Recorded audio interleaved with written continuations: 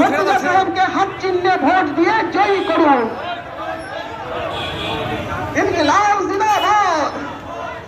আজকের এই মহামিছিলে সবাইকে আমন্ত্রণ